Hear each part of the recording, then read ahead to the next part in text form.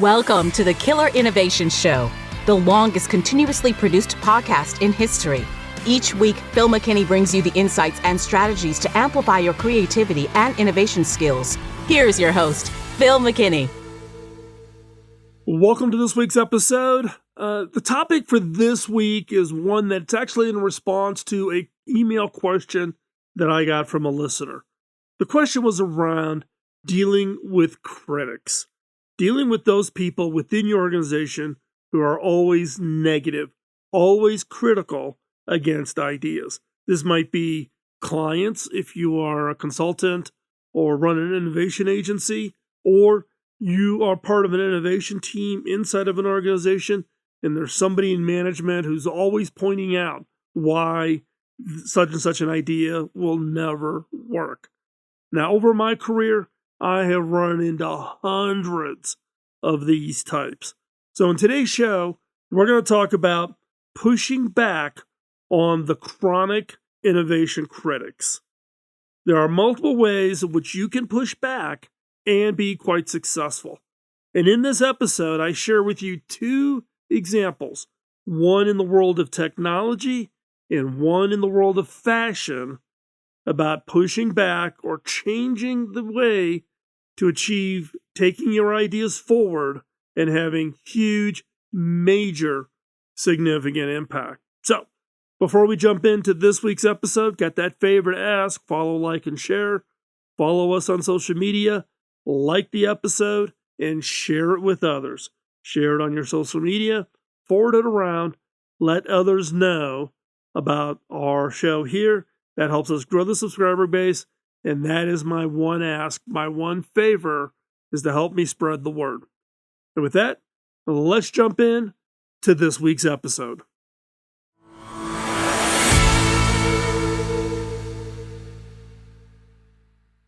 Your organization's ability to innovate may be being stifled by chronic innovation critics. These are the people and processes that kill new ideas before they even had a chance to thrive. Innovation critics can take many forms. They can be individuals who are resistant to change, or who are just too risk adverse to try new things. They can also be the processes or policies that make it difficult to experiment and take risk, or just to even try a new idea. Whatever their form, chronic innovation critics are dangerous to your organization's ability to adapt and grow. They prevent you from trying new things and learning from your mistakes. As a result, your organization is stuck in its current state, unable to move forward. Those who are constantly critical of innovation become tedious and downright depressing. Their routine is to point out all of the reasons that an idea will fail. This might make them feel smarter, but it actually makes them part of the problem. These people are often the ones who have been with organizations the longest and are the most resistant to change. They are comfortable with the status quo, and they don't see a need why you want to rock the boat. However, these people are also the ones who are most likely to be replaced by someone who is more innovative. So while they may think they're protecting the organization, they're actually hastening their own demise, their exit from the organization. Recent research provides some insight into tackling this epidemic of innovation critics by examining the perceived and the actual competencies of these people who are nonstop, constant critics. It finds that there's a cause of people's criticism that encourages others to believe they're bright. For some reason, people assume critics of innovation have some unique expertise, some insight, and can outperform non-critics in identifying the best ideas that you should go forward with. This is consistent with the popular narrative about us equating creative detractors with knowledge and some form of hard-won expertise. But the most interesting finding, including from a survey of 200,000 people across 30 countries, is that our faith in the competencies of critics is misplaced. Constant critics do worse on measures of cognitive ability or academic competency. They're not smarter, they don't know more, they're just critical. Now, are all innovation critics bad? No. All organizations need people who can push back and challenge ideas.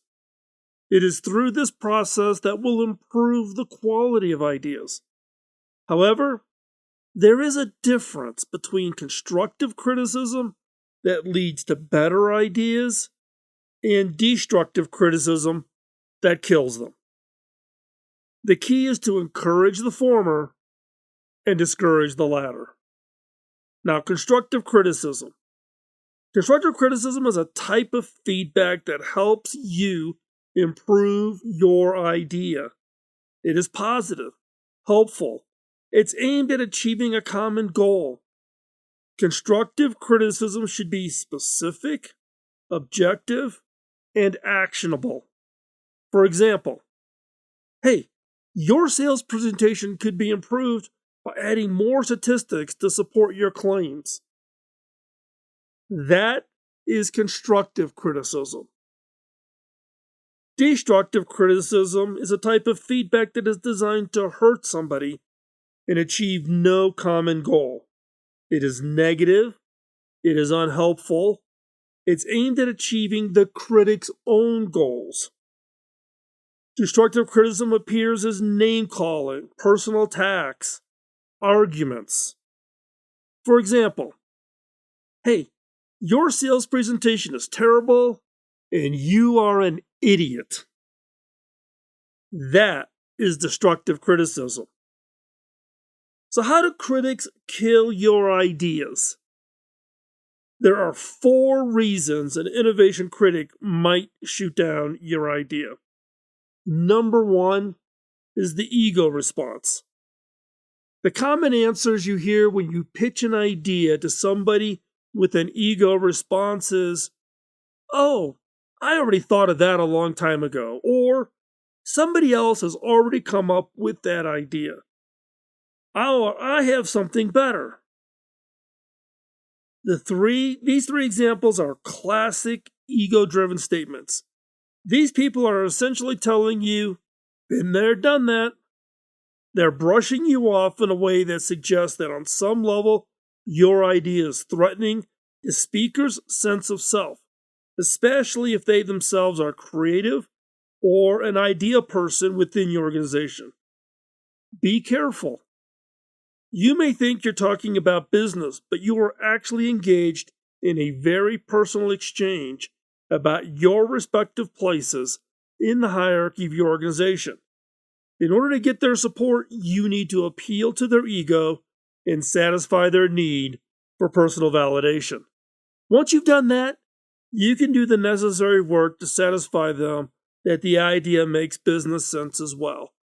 When you're dealing with a corporate antibody or this critic who is fueled by ego, the most important thing to do is to show you're not challenging them. If they give you feedback, look at it as a possible opportunity to getting further support from them. Put their suggestion to work in your idea and your pitch and acknowledge that it came from them. Take a moment to recognize them and their contribution, both in writing and when you deliver the revised pitch. Why do you want to do this? Because you're now giving them a sense of ownership to the idea. No matter their original doubts and hesitations, they will be more inclined to support your idea now. Number 2, the most common of the 4 is the fatigued response. Things that you'll hear from people with a fatigue response is, "Oh, you'll never get approval," or "We tried that before," or "Who's going to do it?" or "It won't fit into our operation." Sometimes ego isn't the problem. The big issue with innovation critics is fatigue. Perhaps their nature is to support new ideas with enthusiasm, with lots of energy, but the corporate culture is conservative to the point where they can't get those ideas executed. And when they hear your pitch, their inner voice says, "Man, I've pitched a dozen ideas in the last 5 years to management, and all of them have gotten blown out of the water. None ever get approved." These are people who are so burned out that they only half listen to new ideas, assuming they've heard it all and they've tried it all. Remember that you're the person who wants something, so fairly or unfairly, you have to go more than halfway. How should you recraft your idea to make an executive feel excited about taking on your idea and promoting it? Can you rework your idea so you're asking them to take little steps rather than asking them to make a big commitment up front? Remember, step outside of yourself and hear your pitch with their ears, with fresh eyes. The fatigued innovation critic feels like he's heard everything you have to say many, many times before. As you describe your idea, his biases automatically kick in, and they draw connections between your new concept and old ideas that didn't work. They zero in on one of these perceived links and start to tune out everything else. Your job now is to draw their biases out, understand what old experiences they remember, and figure out a way to demonstrate that these things aren't applicable to your new concept, to your new idea. Keep the dialogue going. Ask questions. Get them engaged in your idea by asking for their opinions. Remember that the information they share is valuable. They've witnessed many ideas and many innovations getting shot down. They understand what went wrong and how you can prevent the same thing from happening now. Try to listen more than you talk and hold off on responding until they are finished. Every question you ask draws this innovation critic closer to supporting you, because whether they realize it or not, they are slowly becoming invested in your idea. If you can keep the momentum going, at the same point you'll see an opportunity for a direct question about the viability of your idea. Take it. Find a way to demonstrate that your idea will not play out in their worst fears about repeating past experiences. All you need is one acknowledgement that there is an opportunity that didn't exist before you can turn them around and become fans. Number 3 is the no-risk critic. The comments that you'll hear from these people are things like, "Not enough return on investment," or "We can't afford that." There's no risk to saying no. There's always a risk to saying yes. When you hear automatic responses like this, you're dealing with an innovation critic who understands that doing nothing might not advance their career or their standing in the company, but it avoids any downside risk. The no-risk innovation critic will often tie these statements together. So you'll hear, "We can't afford to risk R&D on an idea that won't give us sufficient return on investment." No risk is essentially stagnancy. It's staying put, and it can be incredibly hard to work around. Try to hear your pitch from their perspective. The no-risk antibodies will stall the company's evolution rather than take a chance by committing dollars to a new idea. Now, you may think you've got a foolproof strategy, but what they may be hearing is, "Hey, take this big step. Get me $10 million and I'll promise you this thing is going to be fantastic. Trust me." The most effective way to get them to support you is to demonstrate that there is less risk than they think.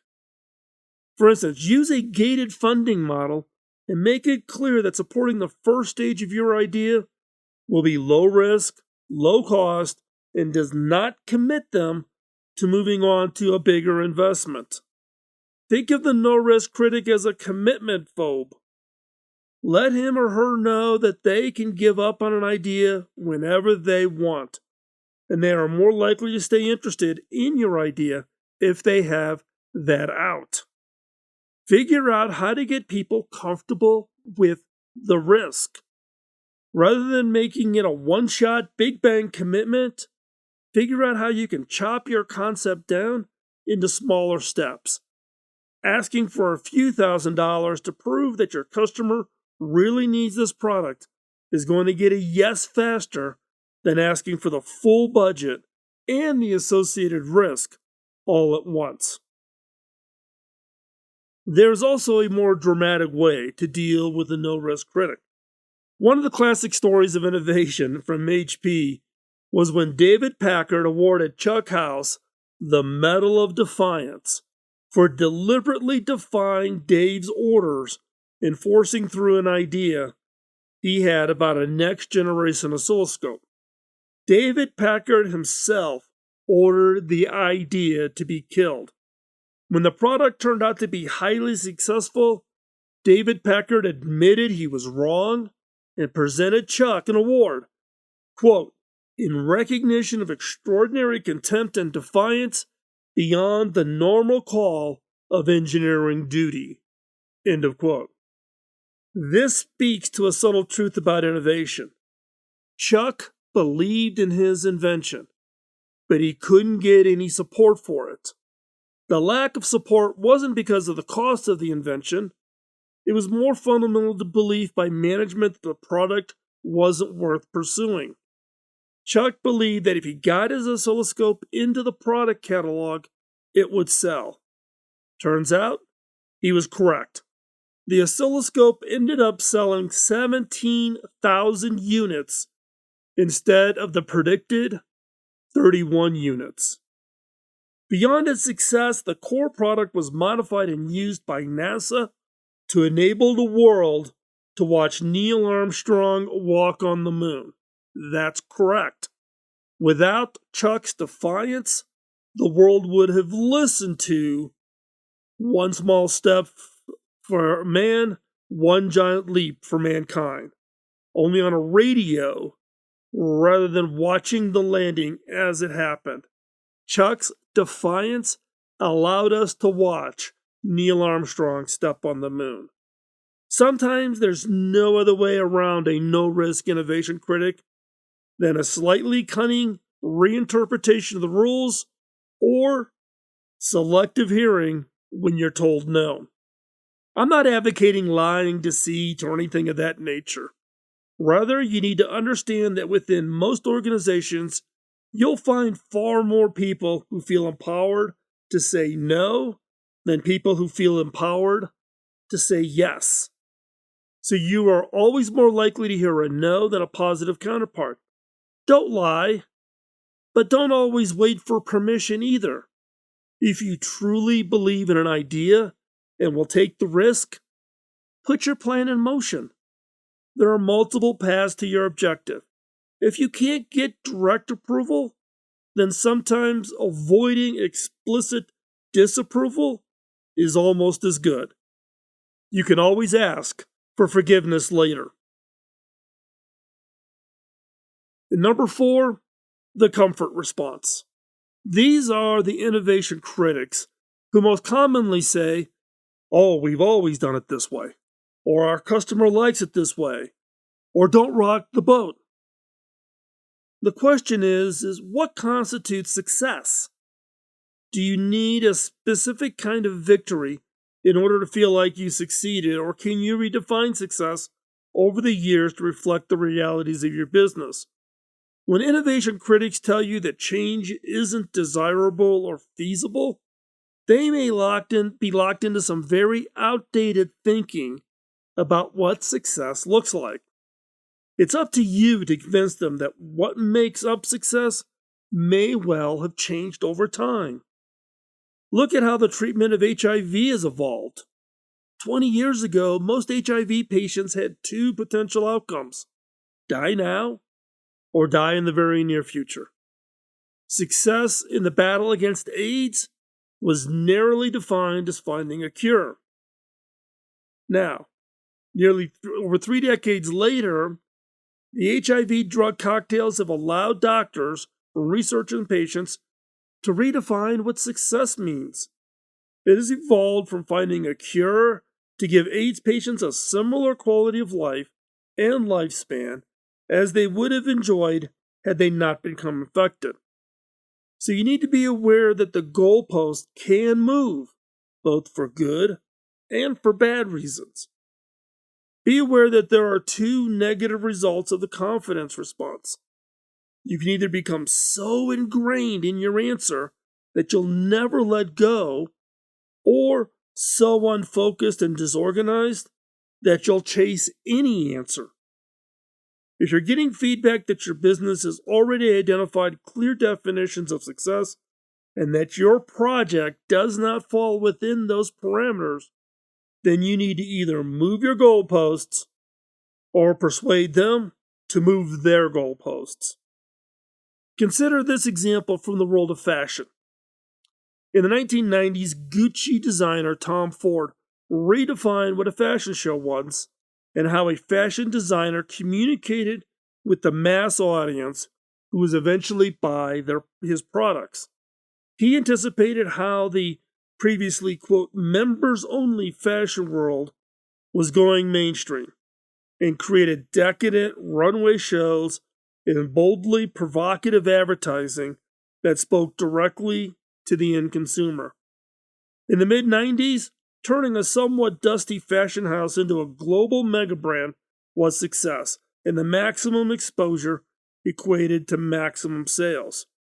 Of course, you can't assume that things will stay the same in any industry. When Ford returned to fashion in 2010, after a hiatus, he asked the same question. How do I keep people really wanting this? But come up with a totally different answer. During his tenure at Gucci, he changed the fundamental assumption of success by challenging fashion's exclusivity. He created an assumption that fashion was instantaneously accessible. Anyone who wanted to see or experience high fashion could. That definition of success ultimately eroded any sense of exclusivity, however. Ford's first fashion show under his own name was a bold statement about making fashion exclusive again. His presentation had 100 invited guests, no cameras, no bloggers allowed, and celebrities like Beyonce were the ones doing the modeling. Ford flipped the switch and completely reversed the goalposts. Rather than courting publicity and seeking maximum exposure, he shunned it. By minimizing access, he maximized impact. This paid off in early spring 2011 when every major fashion magazine ran editorials and interviews about him and his collection. The point is that you need to understand that while your core mission may stay the same, the way you define success and achieving it may change. In Tom Ford's case, he considered how to get his end customer, the women who really were buying his clothes. The first wave meant selling to buyers. The second meant opening up the experience to include everybody who wanted to be part of it. And that third wave was realizing that the definition of success had to change, and that to reclaim a sense of luxury, he had to exclude just about everybody. All these tactics are in pursuit of the same goal, a luxurious, in-demand brand with high status recognition and sales to match. The approach are simply different definitions of success when it comes to building a brand and customer loyalty.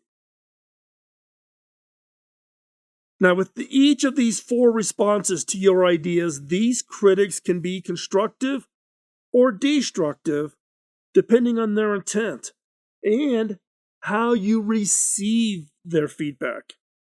If you take the time to understand why your idea is met with a certain response, you can learn to encourage the right culture within your company or group and better define what success looks like for your project. The first step is to identify which of these responses you typically get from people, and then try to understand the motivations behind them.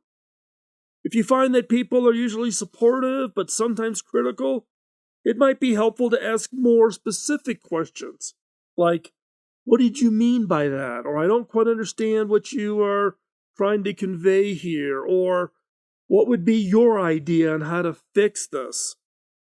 On the other hand, if you find that people are typically dismissive of your ideas, it might be helpful to explain your vision in more details or to share more data that supports your case, depending on how your critic evaluates, how they make decisions. So what is it you can do? How can we encourage constructive criticism while also discouraging destructive criticism? Well, here are some ways to do that. First off, encourage a diversity of perspectives. Encouraging people from different backgrounds and with different experiences to share their ideas, to be part of the conversation. This will help to ensure that a variety of perspectives are considered when making decisions and when understanding what is true criticism or chronic criticism. Second, make it safe to fail. Encourage risk-taking, encourage experimentation. Make your organization, your team, make it safe for people to fail and learn from it. Look, we will all make mistakes. We all fail. But we've also all been in organizations where it has not been safe to fail. Those that fail become pariah. They become minimized. They become ignored. Make it safe within your organization for people to try, to fail, and to learn. Number 3, encourage open communication. Encourage open and honest communication. Encourage people to share their ideas, even if they're not fully formed. Put it out there. Share that idea. Let others add to it. Let others have constructive criticisms to help make that idea better. The next is to recognize and reward innovation. Within your team, within your organization, within your friends, if you're working on an idea together, make sure that people who come up with new ideas are recognized and rewarded. This will help create a culture of innovation that is self-supporting. Give credit. Go overboard on giving credit. It isn't about ownership of the idea. Innovation is a team sport. Now, as you wrap up, I just want to wrap a bow around this whole conversation today. Remember, chronic innovation critics are harmful to your organization's ability to innovate. They prevent you from trying new things and learning from your mistakes. If you don't try, you never will fail, you'll never make mistakes, you'll never learn.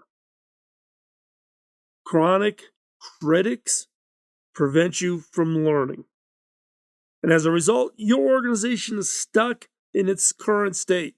You are unable to move forward. To overcome this, encourage a diversity of perspectives. Make it safe to fail. Recognize and reward innovation. This will help to create a culture of innovation within your organization and for you to ultimately achieve innovation success. So, of the 4 responses that you can get from an innovation critic, which is the one that you have most commonly seen? The one I come across quite regularly is the ego response, whereby someone has come up with an idea and the critic is the person who thinks that they should be the one coming up with the ideas. The ego response is the most common response you will see in high-tech areas like Silicon Valley, where everybody thinks they've got the next great idea. And therefore if you come up with an idea, they will feel threatened. They will feel like you're stepping on their turf. But any of the four you will come across. So become proficient. Work at it. Be able to recognize it, see it, plot out your response. Don't do a knee-jerk reaction just because someone's critical of your idea. Understand who that person is, and typically people will stay within one form of critical structure, meaning an ego response person will always have an ego response. A fatigue response will always have a fatigue response. A no risk response will have a no risk response. Figure out your critics, bucketize them, prepare your response, and you will see a radical increase in your ability to get your ideas through and to get them accepted. Don't allow critics to derail you, and don't allow chronic innovation critics to wear you down. You need to have that endurance. You need that for your success. Your organization needs you to fight for them. Show them what can be achieved. Do not throw the towel in. So with this week, I want to thank you for taking the time. I do appreciate it. We're well into season 18. We'll be hitting the road this summer. We'll actually be doing some shows from the road. So if you see us or see the bus at events or shows or conferences, stop by, say hello. And with that, we will talk to you next week as we prepare yet another episode of Killer Innovations. Until then, don't give in, fight the critics, take that idea, and change the world. Bye-bye. Podcasting nonstop since 2005, this has been the Killer Innovation Show on the Innovators Network.